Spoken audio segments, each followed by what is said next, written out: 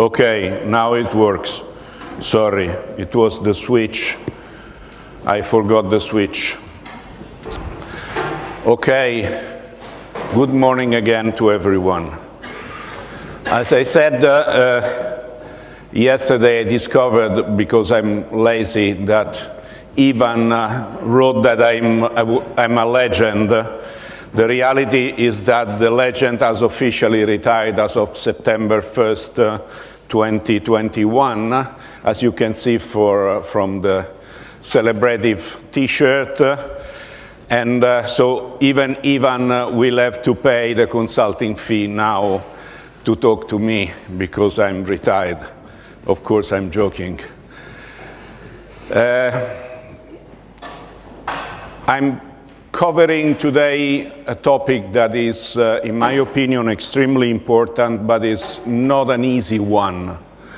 It's something that everyone in open source has to deal with, but many of the people that are in open source do not realize the extent where open source, the importance of open source for us in terms of European, Croatian, Italian, and European citizens. The fact that open source is the only choice that we have to regain control of our contents.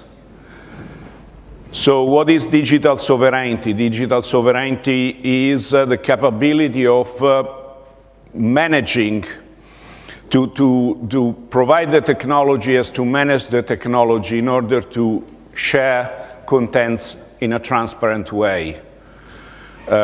We were used, when I was younger, the only way to exchange contents was to make a photocopy or to print a document and to give the printed paper to the other person. With internet, this has completely changed. The issue is that it was more transparent before than it is transparent today.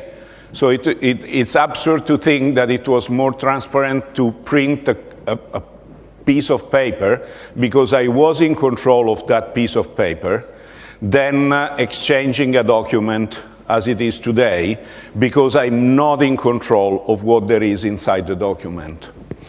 So the issue is that politicians ignore completely the problem, and they basically always, or almost always, choose the easiest way, which is to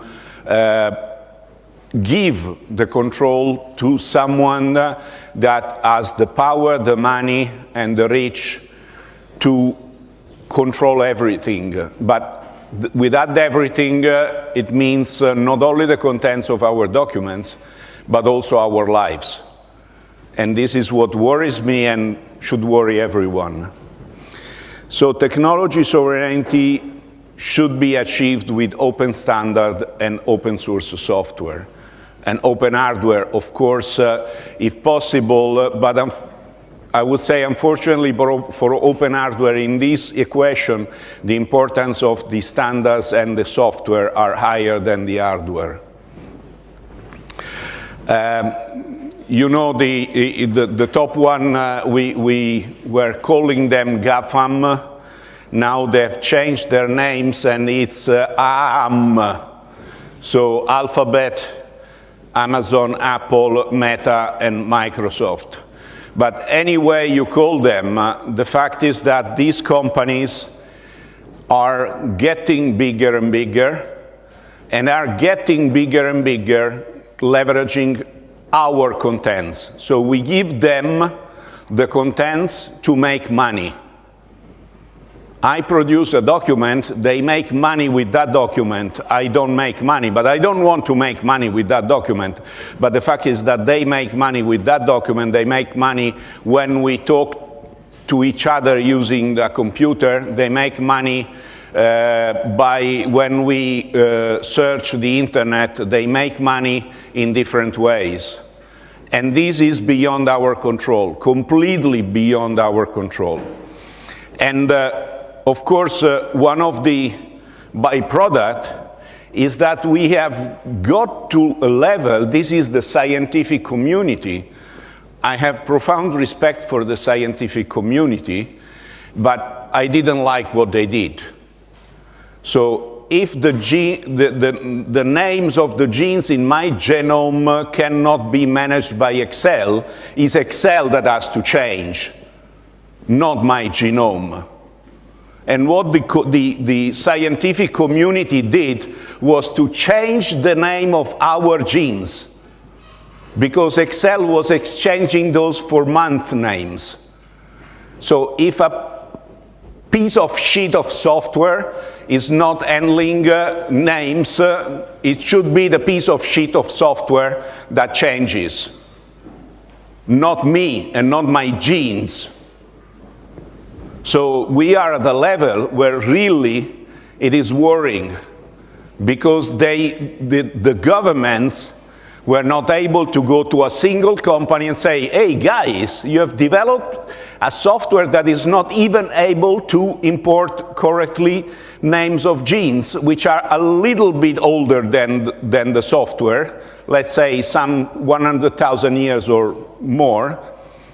And so we changed the names. This is incredible. And of course, which is the reason? This is the money that they spend in lobby in the States. If you say, okay, that is in the States, they're not spending in Europe, I'll show you how much they spend in Europe. Of course, the governments and the politicians are influenced. And in the EU, there is a very interesting research that I really suggest you to read, is that big tech web of influence in the EU is public. It says that this is the money that they spend in Europe. Google, Facebook, Microsoft, Apple. Then there is Huawei just by chance, and then Amazon. So these 5 companies are really investing a large amount of money. They are the big spenders in lobby. They spend more than chemical industry. They spend more than petrochemical industry that have a pollution issue, quite big one. They spend more because they want to influence. They want to influence to a level then governments choose their technologies for us. This, I don't know perfectly how the situation is in Croatia, but I can tell you that if we look at the average in Europe, in schools, in government bodies, these are the technologies that are more used, and formats of document used are not the standard ones. And this, of course, is an issue for the citizens, while politicians should be caring for the citizens. I mean, politicians are our employees. If we think that we pay taxes, and we pay, with our taxes, we pay their salary. So, of course, the impact of this budget is huge. And if you read that study, you will understand how profound is the influence that they have in Brussels. They have more lobbyists than politicians. There is an average of 2 people doing lobby for each member of the European Parliament. And this is a result. These are the meetings organized, and these are the ones where we, the citizens, through NGOs and trade unions and consumer representative, we had a voice in the discussion. Out of 271 meetings, this was, I think, in 2020, we could influence 52 of them. I don't think is fair, is balanced at all. And I don't know if you have ever heard about this book. It's extremely interesting. It's an analysis of what I'm trying to summarize it today. And Shoshana Zuboff is a professor at Harvard University. She has spent her life studying this phenomenon. The book is extremely interesting. It has been translated in many languages. Basically says that capitalism has evolved from hard labor to making money by surveillance of other people. And I'll try to explain what it means. We all started by doing search on Google. And of course, the first searches were probably the ones where there was nothing behind. But then it was clear that by putting together the searches, by following our path inside or through the internet, you could have a profile of the people. And if today, for instance, I booked a flight to come to Zagreb and I booked an apartment to stay during 3 days. And guess what? I started to receive emails about the restaurants in Zagreb, about what I could buy in Zagreb. Did you ever visit Zagreb? The surroundings are wonderful, and I don't doubt that the surroundings are wonderful, but I would like to be myself to decide if I want to go to the surroundings of Zagreb or not. And what happens? It happens that you search. Of course, your search is analyzed. It's improved. You use the analysis to improve the search, and you return to the user a search which is better than the previous one. The problem is that by doing this, you have a surplus of information. So when you give back the search to the user, you also can analyze that under a different point of view, make predictions, a prediction on the future behavior. He is in Zagreb, he has to eat, so maybe if we suggest a restaurant, there's a chance that he will go into that restaurant. And then you make revenues out of this, because of course that email, someone paid to have my address to send me that email. It was maybe just a few cents, but the reality is this, and I'm making the most basic example that I can make. But if you think about your life, and when you send emails and they can track your emails, if you use, of course, their email services, which means if you use Office 365 or Google applications, they can trace your emails, they know what are you doing, they can make forecasts on what you're doing, they can make suggestions. In some cases, it's nice to get those suggestions, but the problem is that these suggestions are not limited to simple suggestions. They are building a profile which is then sold to others.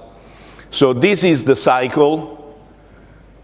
You collect data to the user, you analyze the data, you sell it to businesses, and then the users get the benefit, but they get also the added benefit, if we can call this way, of being profiled. And what can we do?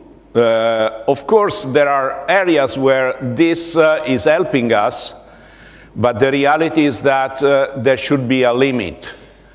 And you have all read about the huge fines that these companies have been given in Europe.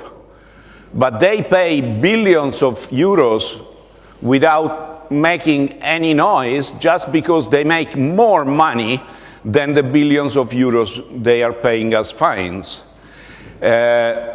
So the reality is that in the EU, the information technology environment is not in the hands of the citizens as it should be. It's in the hands of big technology companies that are not even based in Europe. So they're not even making profit in Europe. They're paying less taxes because of, you know, the path to Ireland or to Luxembourg, where they have the main office, the European main office, so they make the benefit in a country where VAT and taxes are low.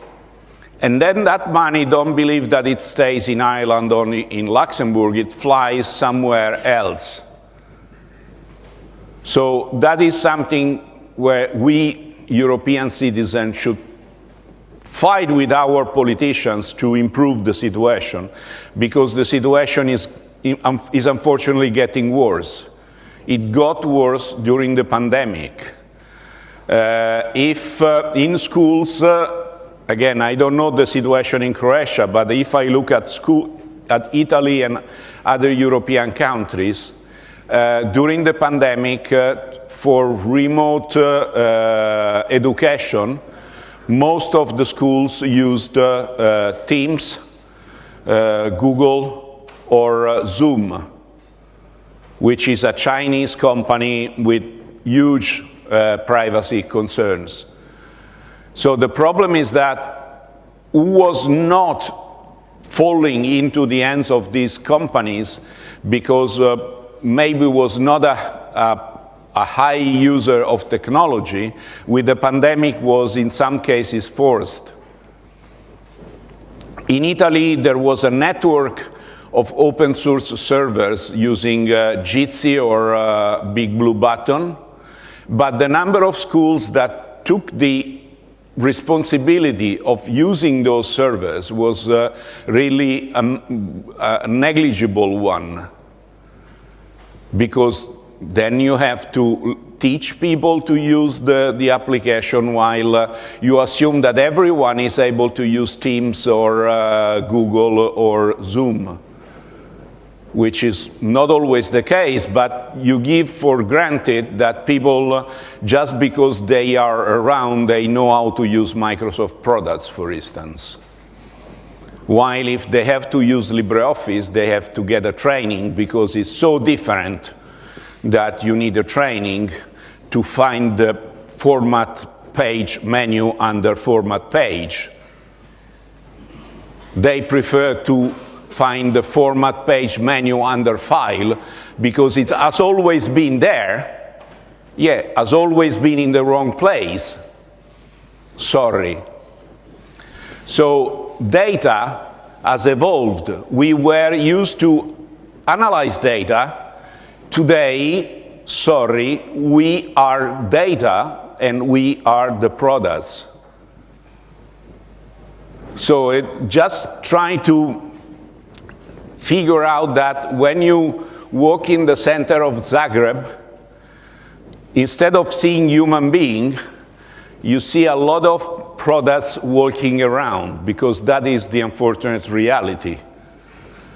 And we have to at least find a balance in this area. This is, it's quite complicated. I will give you the PDF of the slides.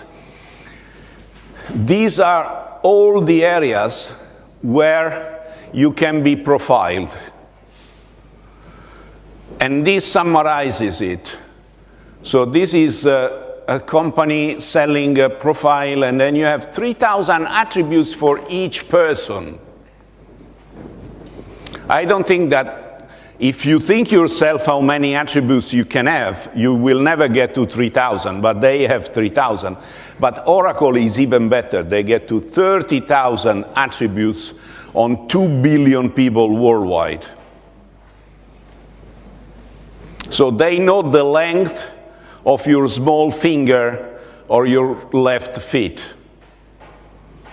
which is probably one of the 30,000 attributes that they have in hands.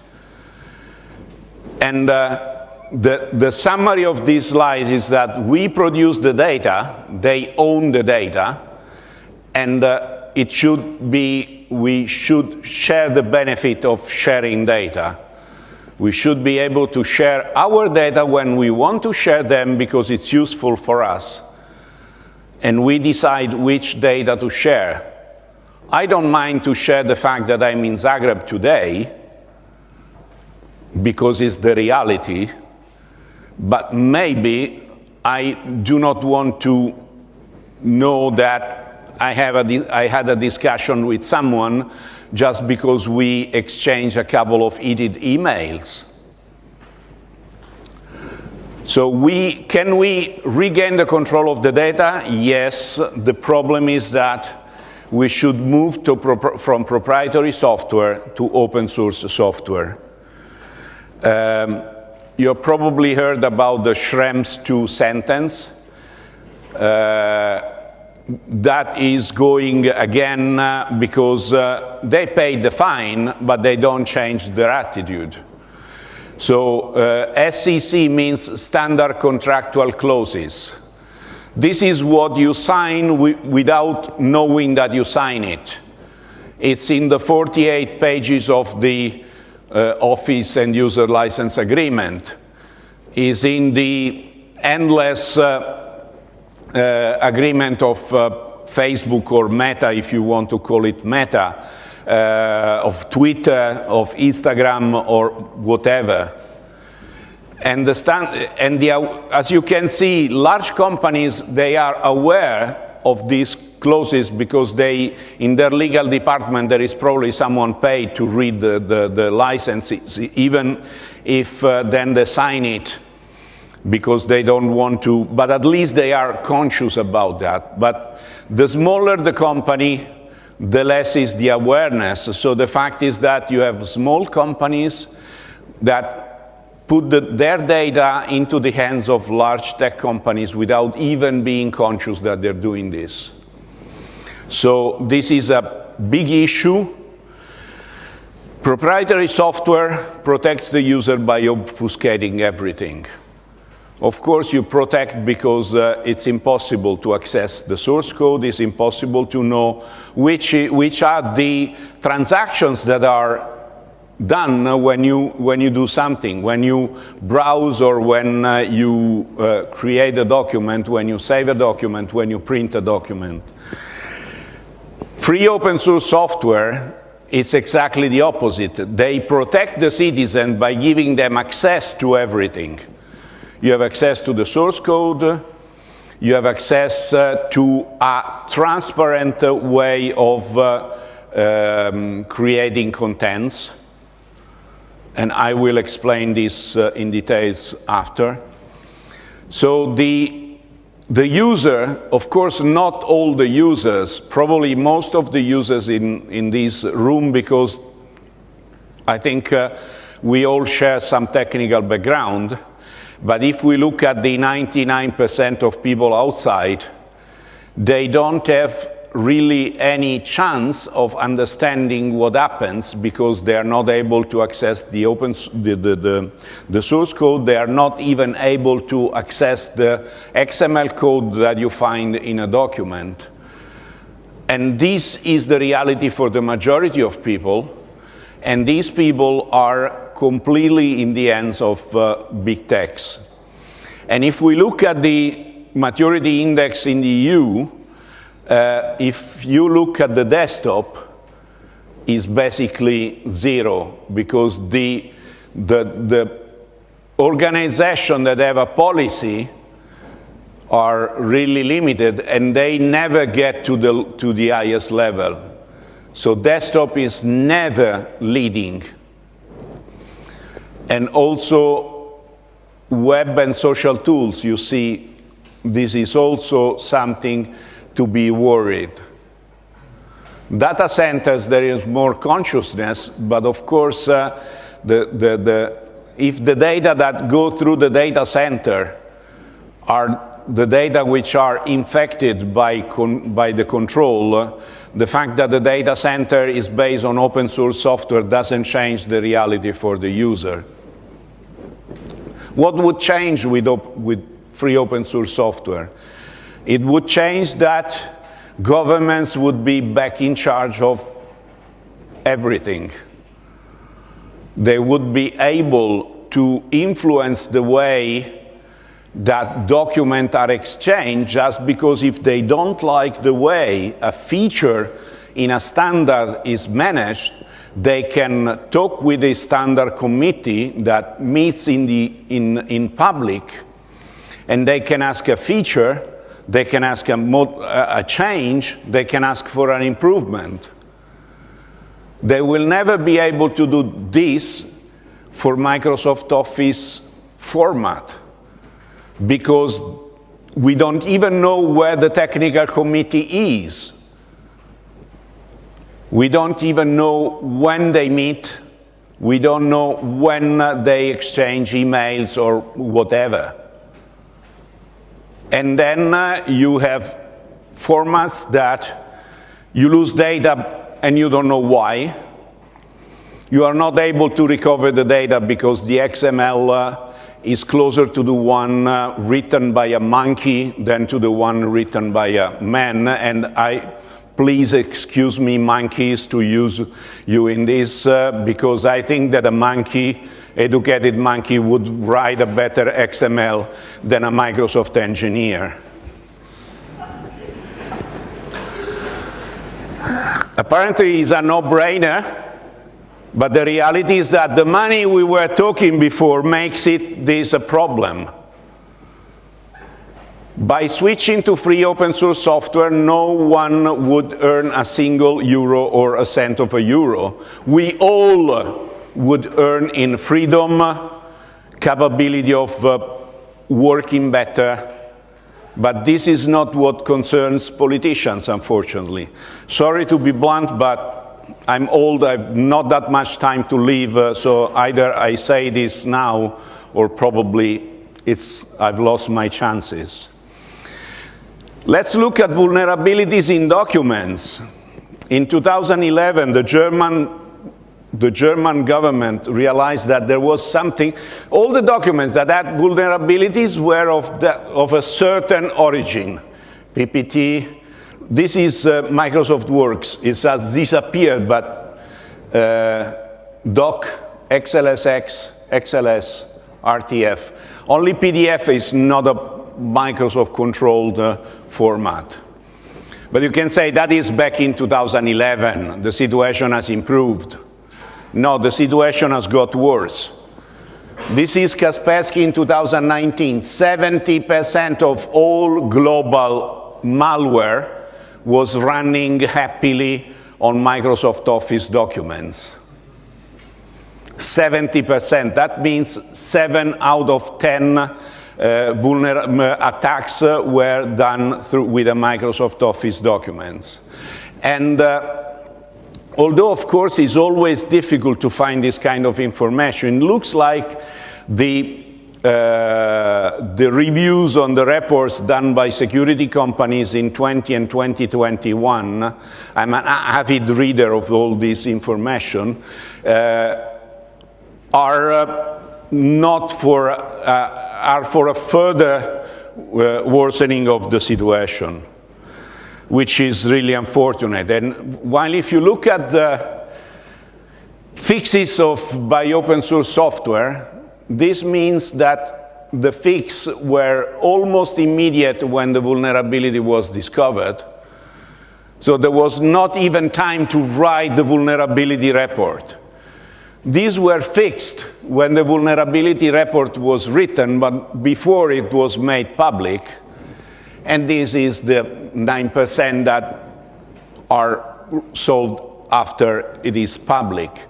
So this means that 81% of open source software vulnerability, unfortunately in some cases there are bad ones, but we can, unfortunately, you cannot discover the level of importance of a vulnerability before you have discovered the vulnerability. So it's not possible to make a forecast, but it means that in 81 cases, the vulnerability has never reached the end user with free open source software. It's not the case with proprietary software. If you have some spare time, I strongly suggest to have a look at there are a couple of websites dealing with vulnerabilities. One is from the National Institute of Standards and Technologies from the United States. The other one is the Mitre organization. You will find something quite interesting there. We should all support Free Software Foundation Europe when they launch these projects, because this is one of the chances that we have. They try to get in touch with the EU politicians. Please do mind that each one of us alone cannot change anything. If we work together, the people in this room and all the people in the rooms of other free open source conferences, we may change something. I'm not telling you that we will win. I don't know. I hope. But we can definitely change something. And let's get to standards. Standards are for interoperability. Let's make a stupid example. We all, or most of us, have a car. Apart from electrical cars, if you have a car which is using petrol or diesel, when you go to the petrol station, you just get the petrol that is given by the station without asking the chemical composition of that, because it's a standard, agreed standard, that the petrol that you are getting is done in a certain way. Just imagine that you go to a petrol station and then you ask to the guy, can you please show me the chemical analysis of your petrol, because I don't know if it's compatible with my Maserati or Ferrari engine. Maybe can damage the engine. If you buy a dishwasher in Croatia, you probably will use the same electricity voltage than in Italy.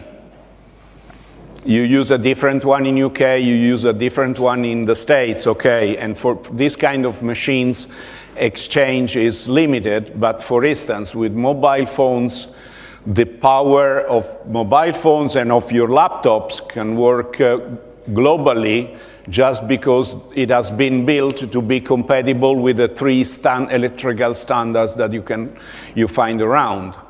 But the fact is that hardware standards force us. You don't have a choice. I mean, you don't buy a 380-volt dishwasher just to have issues in connecting it anywhere in the world.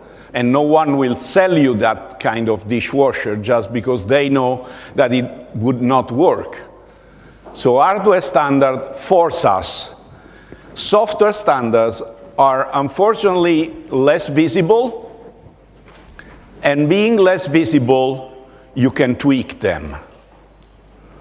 And if you're smart, you can tweak them to the point that they're not more standard at all. So if you think about HTML, HTML was a turning point. There were attempts to, derail HTML with Internet Explorer 6, but that was limited. Luckily, Internet Explorer exploded at the end. So they're now using a browser that is at least based on an open source engine. But if you open any website, independently from the browser you're using, from the platform you're using, a mobile, a desktop, a laptop, a tablet, you will always see the same page. Because HTML has been protected as a standard, thank you to Tim Berners-Lee, who has fighted to maintain and to improve the standard, but to maintain the standard. And is retrocompatible. If you access the Internet Archive, today with today's browser, you can open a page which was created in the 90s, and the page will show up, I would say 90% of time it will show up properly. So that is the beauty of the standard. The beauty of the standard is that you don't have, you know, backwards compatibility. That's a master of marketing by Microsoft. Backwards compatibility means we keep compatibility with the previous versions because we don't want to innovate. Because if we want to innovate, compatibility will be looking forward, not backwards. The issue is not to read a document that you created in 1992, because either that document was important and you have updated it over the years, or that document can be just printed and you can transform into a PDF and it will stay forever for the humanity as a part of the history, but you not it as a living document. The reality is that you need a document that changes with you in future iterations, because your next version of the software will have better features, will have better capabilities. So government should be platform independent and allow only true document standard. Unfortunately, we have to add true to document standard because we have false document standard. So, because the problem is that if a standard is not a standard, you are forced to buy a software to read that document. And the only true document standard is open document format. I will go quickly now because I hope you have already listened to some of my presentation on the topic. So ODF has the characteristic of a standard, is predictable, is consistent, it has all the advantages because it's a real standard. And the opponents, if we can call them, is of course you can have this is a campaign that is ironic, we cannot read your documents, but you should think that in January 2004, so not a lot of time ago, a company based in Microsoft Plaza 1 in Redmond, and the company just by chance is Microsoft, wrote a book, How to Lock in Your Clients. If you are interested, I have a copy of this PDF on my hard disk. It's nice. The reality should be this one. Total transparency. Any software can read any standard document. And we have two formats. This as a nice, peaceful bird, and this has bananas because it's a banana standard. Actually, they don't have a real logo. Someone in Greece did the logo, probably knowing that the only thing that I don't eat are bananas, so he did it because I hate bananas. If you are using Microsoft Office, even today, you are not writing standard documents. You're writing what there is called transitional documents, which were considered to be not a standard by ISO. So support of strict, which should be let's say it's closer to a real standard, is limited, but unfortunately this is the situation. The philosophy of Office OpenXML was to design a document for a specific product, while the design of ODF was to take the format of a product, was OpenOffice at the time, and to make it completely neutral. The format was changed. The XML schema was changed. All the meta tags were renamed and changed to make them standard. And you see the advantages if you are using the standard. Unfortunately, if you're not using the standard, you don't realize the advantages. So the strategic difference is that ODF was built for the next 50 years, and Office OpenXML was written for the last 50 years, and I don't mind, really, what happened in the last 50 years. I want to be ready for what happens in the next 50 years. And to make it, to be clear, let's take that famous Shakespeare sentence, to be or not to be, that is the question. This is written by 3 different versions of LibreOffice in 3 different years. This is Microsoft Office in 2018. This is Microsoft Office in 2019. This is Microsoft Office in 2020. I'm not commenting on the tags because that should be an 8-hour presentation, so it's probably, we don't have the time today, but the reality is that they completely ignore human readability. They completely ignore the fact that you don't need terseness just because you want XML to be human readable. So text has to be text, not W because it's a word processor, okay? And body has to be body. So we have a poor XML in Office OpenXML. Not spending time here. If you want to ask me questions, I'm happy. I have something like 800 slides on the topic. So someone tells you that Office OpenXML is better documented because they have a 7,000 manual instead of the 1,200 manual of ODF. The reality is that 90% of those, it's useless because it's either reinventing things that were already standardized or describing stuff that should not even be in a standard because it's proprietary. And in a standard, you should not have proprietary technology. So the deduction naive is that LibreOffice developers are genius and Microsoft Office developers are a bunch of idiots. This is too naive. The reality is that this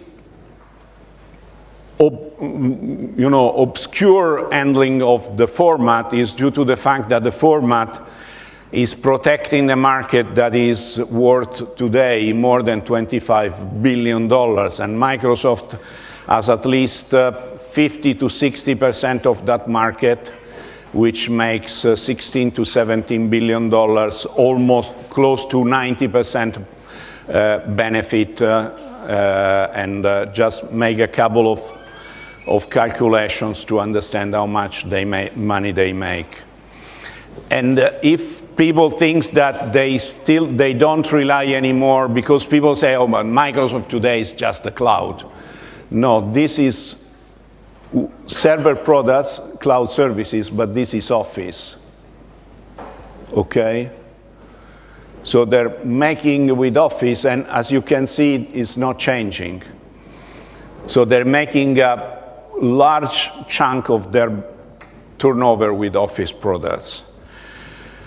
So ODF is simple. Office OpenXML is artificially complex. Complexity is a strategy. They make it complex because they don't want people to look into the documents. And now we go back to surveillance capitalism that I mentioned at first. So as you can understand, this is a strategy, it's not a technology. There is a lot of thinking behind the surveillance. It's not just, you know, I just analyze the search and I make some guess. No, this is scientific. There are transactional computers that are capable of billions of transactions each minute that care for each one of us. This is the unfortunate reality. So this should be regulated, this should be changed. GDPR has made some small changes, but as you know, is not enforced in the right way by everyone. So I think that this sentence by Shoshana Zuboff summarizes everything. What is at stake here is the human expectation of sovereignty over one's own life and authorship of one experience. So if I write a book, and I use a standard format, I would like that standard format to be available for the eternity, not just today. I don't have to print it to exchange it. I want something that can be exchanged digitally in 50 years from now and being recognized as a standard 50 years from now. So that is the end of the presentation, but I have an announcement to make that is for students. I hope there are students here. We are launching, and actually we strategically smart as we are, we were ready to launch this program in April 2020. Which was, you know, it's, when you say bingo, that's the real bingo. So in April 2020, the world, Europe closed down, and we were ready to launch a program to meet students in universities. Fantastic. So we are relaunching it today, that we can really meet the students at universities. I will spend a few minutes to present it.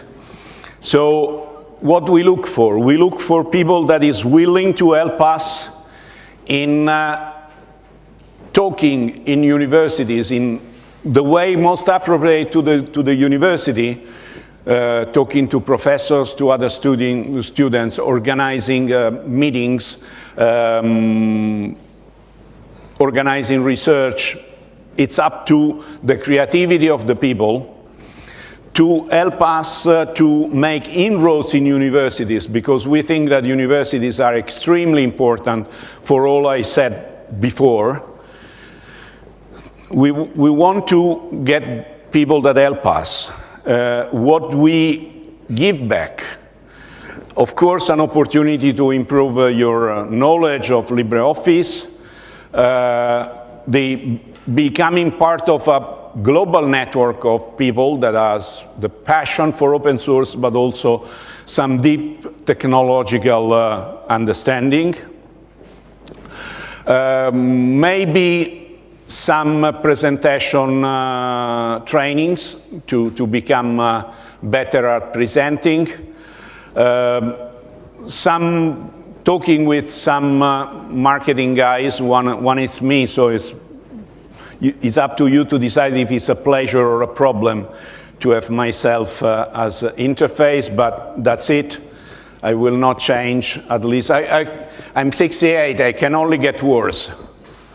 That by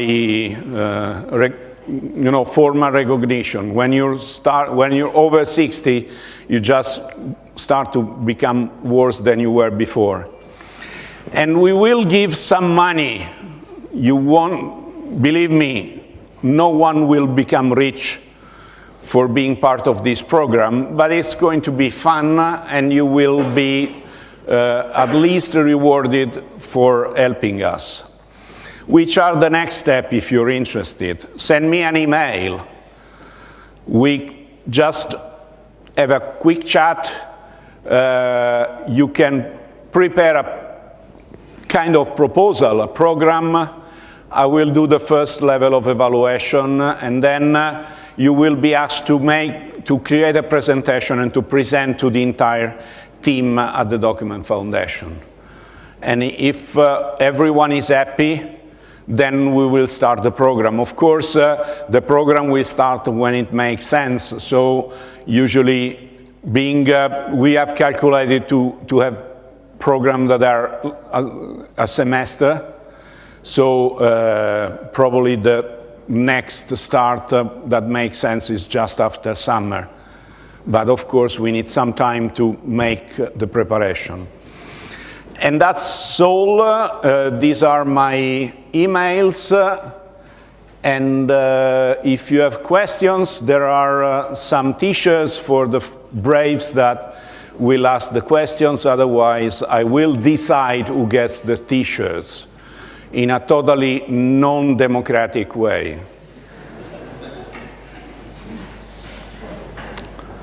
Okay, questions. One, T-shirt.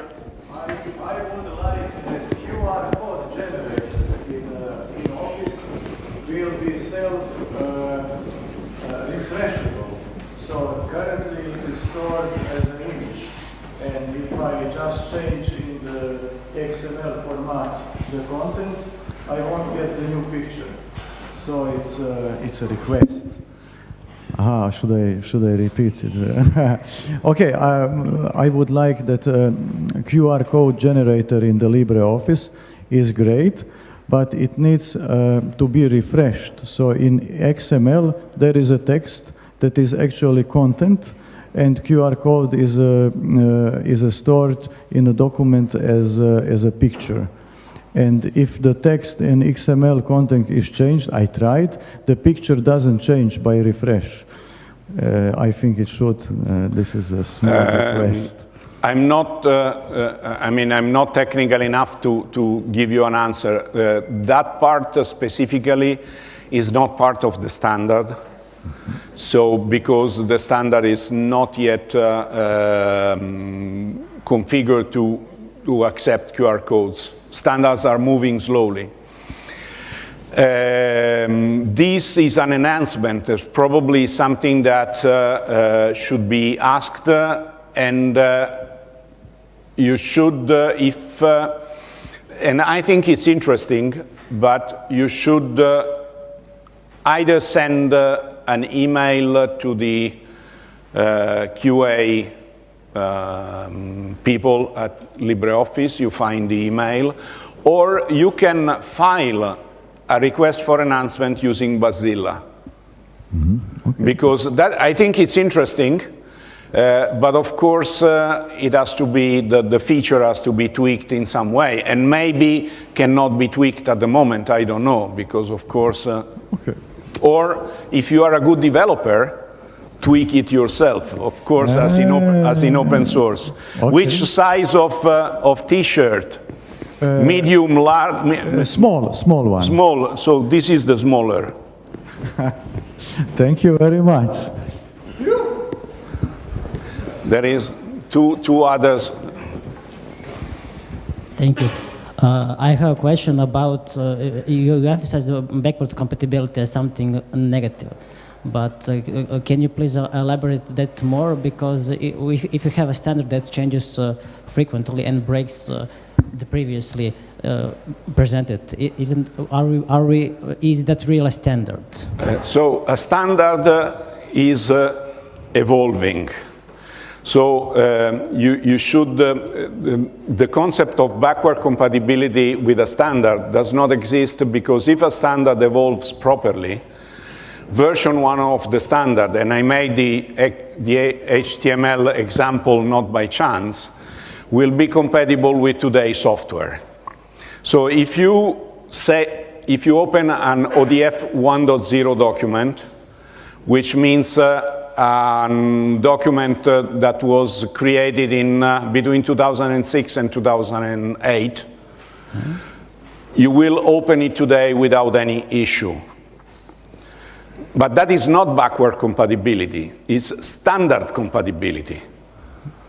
Backward compatibility means that you add non-standard components to be compatible with the non-standard documents that you created in the past. I understand.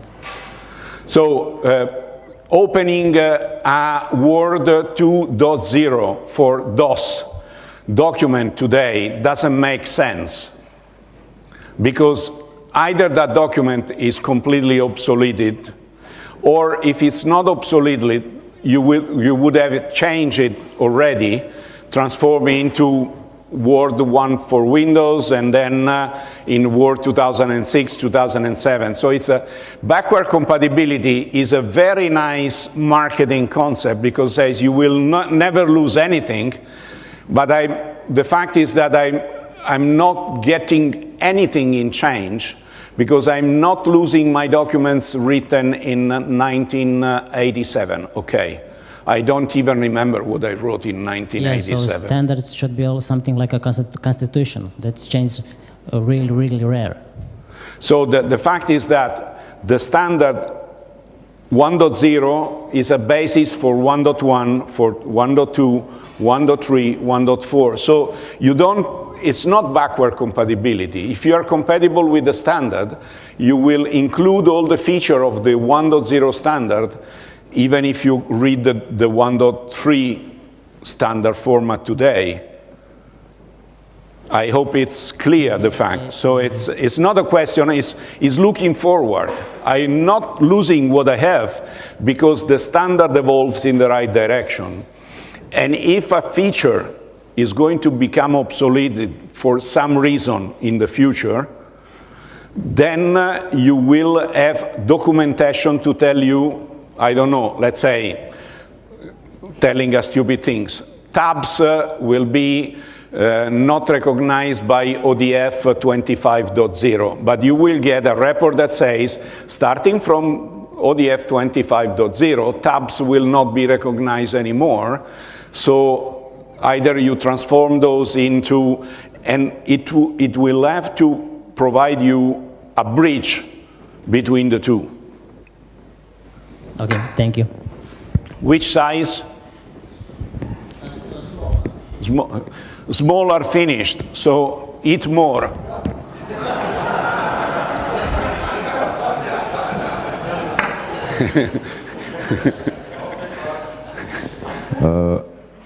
Just a question on the topic of surveillance and actually having a problem to communicate to the people who don't really understand what is going on the behind. The usual reaction is, I have nothing to hide.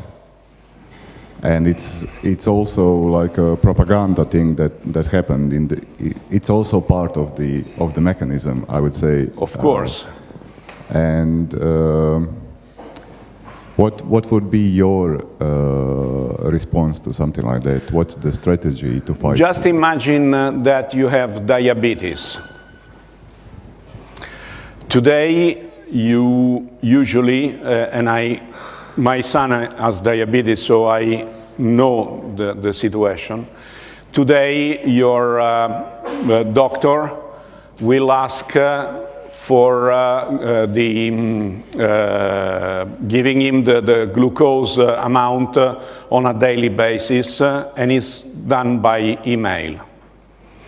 If this email is on Gmail, my son is using Gmail, although I've told him not to use Gmail and to use a different, but you know, it's young people is like this, or even worse. Then he told me one day, oh, you know, I've got the advertising of a brand new medicament for diabetes. Okay, so that means that the fact that he has diabetes is now part of his profile, and when his profile is sold to someone else, of course, a healthcare company can use it, but this, you have nothing to hide, okay, but you don't decide what you don't have to hide. The fact is that they are getting everything, even what you are not really willing to hide, because my son was not happy, of course, because he said, but I wanted this to be between me and my doctor and not, you know, for the global community. And I said, did you use Gmail? Nice. This is the attached value of using Gmail. It's true that in some cases we don't have anything to hide, but I don't know. I mean, if are you happy? Would you be happy to have your home address known by everyone in the world? Personally, I don't mind. I mean, but I would not really be happy. An exam that today, if you attend a university, of course, the examinations are registered in a digital way. If you are a donkey student, or an asino, as we say in Italian, everyone would know that. Sure. I was always very public about my address. Then COVID happened. I started to work for the government. There are a lot of crazy people in the Netherlands that started to threaten people. So when I moved, I listed my company at a different address because a lot of my colleagues got death threats, serious death threats. Our minister has now police in front of his house 24/7. That is really unknown for the Netherlands. So I've got nothing to hide, I've got nothing, but I'm not willing to share. I think that's really the point, is I can't see what data will do in the future. And I never anticipated to be working for a government ever. Yeah, I mean, the examples can be many. I understand that people, because just they say, but they don't see the amount of data that they generate. Maybe a proposal.